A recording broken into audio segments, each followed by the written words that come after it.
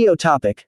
Born with 0 mana in a world of gods, he gains 100x stats for every wife he marries. The divine altar was glowing with a harsh, blinding blue light that turned the snow around it into shimmering glass, but the priests didn't look at the light, they looked at the boy standing in the center of it with complete, unadulterated disgust. In the realm of Etheria, every single child born under the light of the 7 moons awakes at least a spark of mana. A farmer can spark enough magic to light a hearth, a soldier can ignite his sword with basic flame. But 16-year-old Ethan stood on the obsidian rune stone with the crystal ball reading absolute 0. Not a low score. Not a corrupted core. A total, void-like 0. A soul empty of the divine spark, High Priest Vayne announced, his voice carrying across the thousands of nobles gathered in the sanctuary. He is an abomination to the god of magic.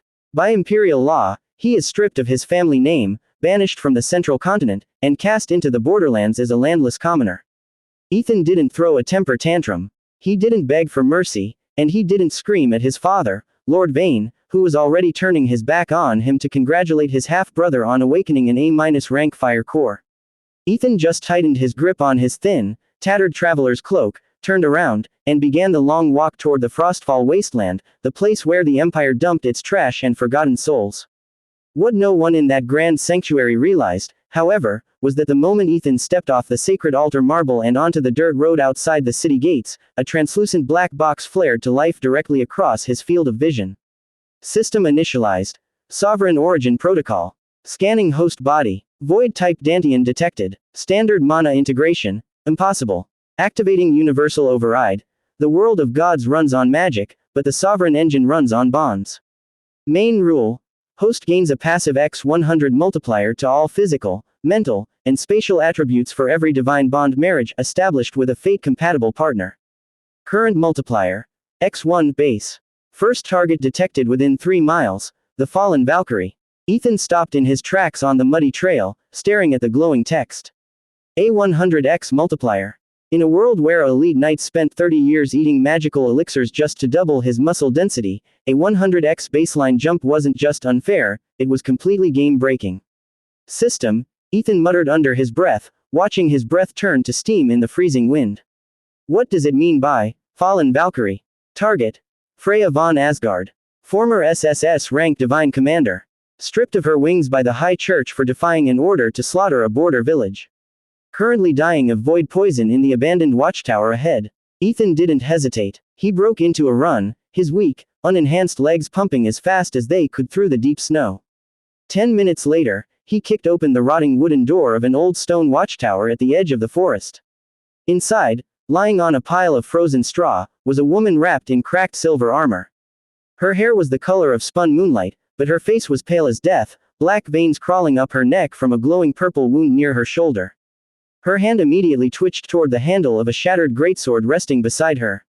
Step back, beggar, Freya gasped, her voice raspy, blood trickling from the corner of her lips. If the church sent you to collect my head, you'll die before you reach me.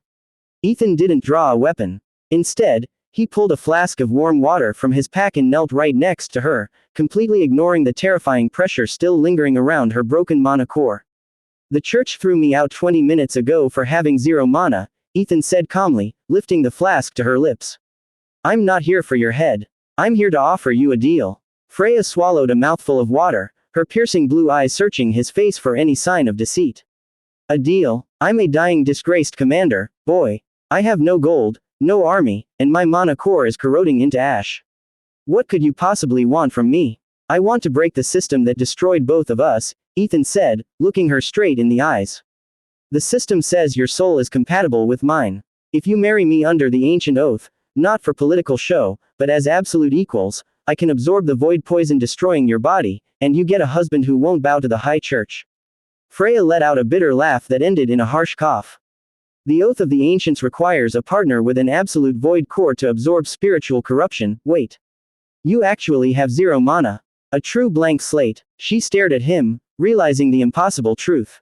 In this world, a normal cultivator would explode if they tried to draw void poison into their own body.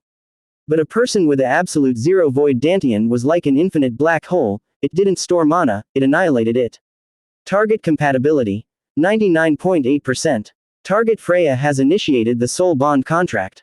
I have nothing left to lose, Freya whispered, placing her cold, blood-stained palm against Ethan's. If you are playing a game with me, boy, my ghost will haunt you to the end of time. Name's Ethan, he replied, squeezing her hand. And I don't play games. A blinding crimson circle burst into existence beneath them, shattering the floorboards of the watchtower. The purple poison blackening Freya's veins surged upward, pouring into Ethan's arm like liquid shadow. But instead of tearing his body apart, the void system swallowed the poison instantly, converting the toxic energy into raw, unadulterated baseline stats. First divine bond established. Partner. Freya, former Valkyrie sovereign. Applying baseline multiplier. X100 all stats. Strength. 10 to 1000. Agility. 8 to 800. Perception. 12 to 1200. Bonus attribute gained.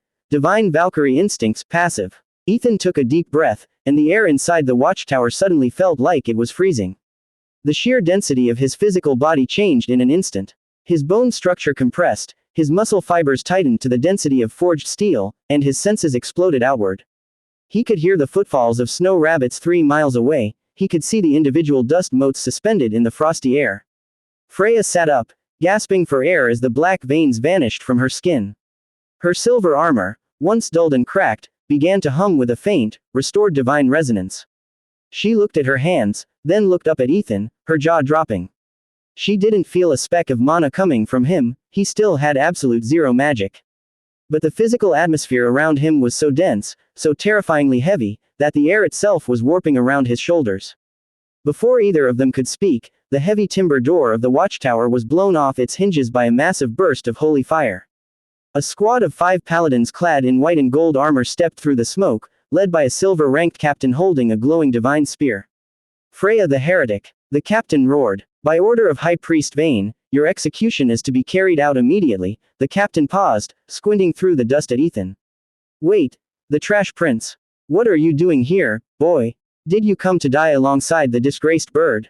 Ethan didn't draw a sword. He didn't recite a spell. He simply stood up from the straw, taking a single step forward. The floorboards under his foot instantly pulverized into fine sawdust from the sheer, ungodly weight of his X100 physical stats. Captain, Ethan said, his voice quiet, yet carrying a vibration that made the paladins' heavy shields ring like copper gongs. You're standing in my house. And you're bothering my wife. The captain sneered, raising his spear. Wife. The trash paired with the broken beast. Kill them both. The lead paladin lunged forward, his spear radiating enough holy magic to pierce a steel gate. But to Ethan, who now possessed 800 agility and Valkyrie instincts, the attack looked like it was moving through thick molasses. Ethan didn't dodge. He simply reached out his bare hand and caught the tip of the holy spear between 2 fingers. Snap. The divine steel shattered like cheap glass. Before the paladin could even register what had happened, Ethan stepped inside his guard and delivered a casual, open palm slap to the chest plate. The white gold armor caved in like paper, and the 200-pound paladin rocketed backward through the stone wall of the watchtower, crashing through 3 pine trees before coming to a complete stop 100 yards away. The remaining 4 paladins froze, their faces turning completely white. No mana, one of them stuttered, dropping his sword in terror. He has no mana, how is he moving like that? Ethan flexed his hand, looking down at his palm with a calm, dangerous smile. Turns out, I don't need magic when my punch weighs 50 tons. Now, who's next?